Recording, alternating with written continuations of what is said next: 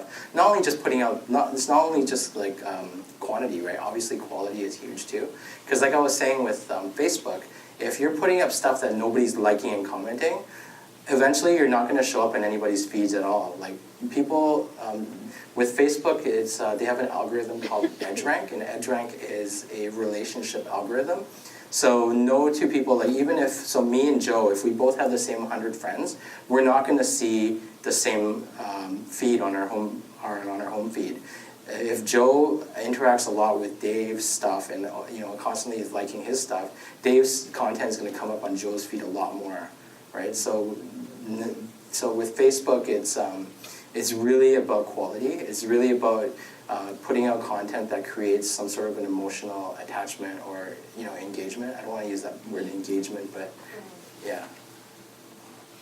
So I know you mentioned that we need to think specifically for the audience that Twitter and LinkedIn are going to, so that our messages are slightly different.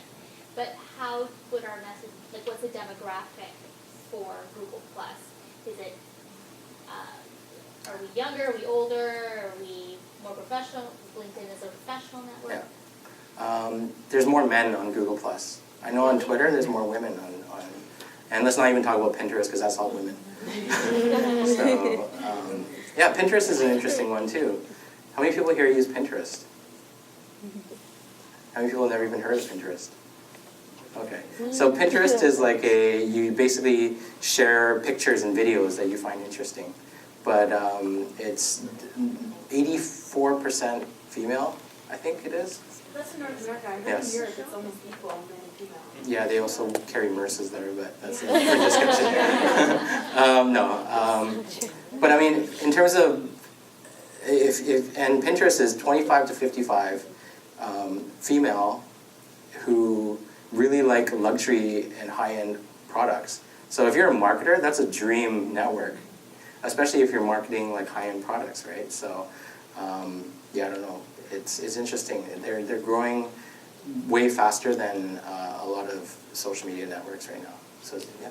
I think to break into the male market, I heard that NHL teams are starting to get Pinterest accounts, and so you can search some of your favorite players and see what they're posting on there. And I don't know if that'll attract more female or male audiences. When I log into Pinterest, I see high heels, dresses, purses, cool-looking furniture, and I'm just like, okay, I'm not in the right place here. Yeah.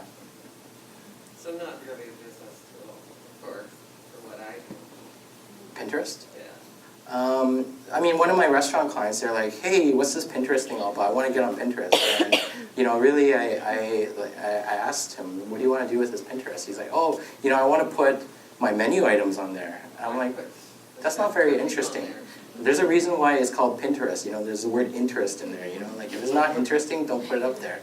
If it's going to be a picture of your menu item that goes to a video of your chef making it, or a recipe, or something, beyond that, then there might be that might be something that's good, right? But if it's just, nobody really cares about your chicken noodle soup.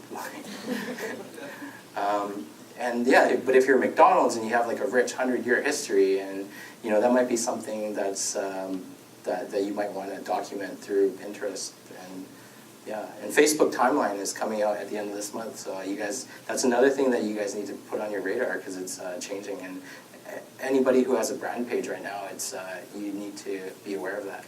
What does Facebook timeline do? Facebook timeline is, do you know now, like with Facebook, you can create custom tabs, and you've probably seen it. You go to a company's page, and they'll have maybe a graphic with like us on Facebook, or they might have a promo or some sort of campaign.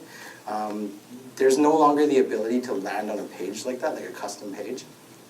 With timeline, everybody's pages are going to be the same. Like it's going to be laid out in like chronological order, like the stuff that you're posting, and so it's great for like what Lexus has done. Lexus already, if you guys check out Lexus's Facebook page, they've already rolled it out. But you can click back to like say 1985 and look at ads that were in the media in 1985, and that's actually really cool. So if you have a company with a rich history, you can actually put up status updates into the past now. So it's pretty cool. Tiffany & Co. did theirs, 1900, 1910, 20, and it's phenomenal. It's a great. Yeah. Tiffany. Yeah. And the thing with also the new timeline is that, I know we're getting totally off track. Timeline, you can also sticky posts. So, you know, if you're a business and you have a specific promo that you want featured, you can sticky it for up to a week. Yeah. Okay, so back to Google Plus. Yeah. So I can search for people on there that fit a certain criteria and invite them to join me, or do they automatically join me just because I click on it? You can find people and you can add them to your I can circles. just add them whether they like it or not. Yes. So now when I post when I do an update, does it automatically go into them the way Twitter does when you follow and you're following? If you choose to publish it to that circle, then yes.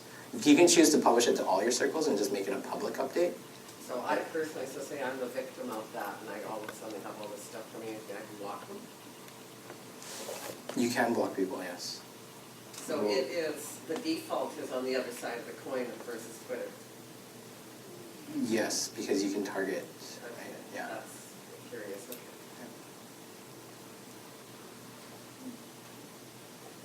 Any other questions for Dennis?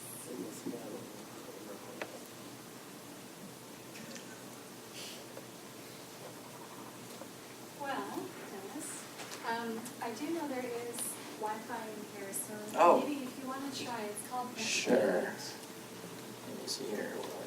And then if anyone would like to stay and watch Dennis's videos. Sorry. On your table, you will all see that there are some surveys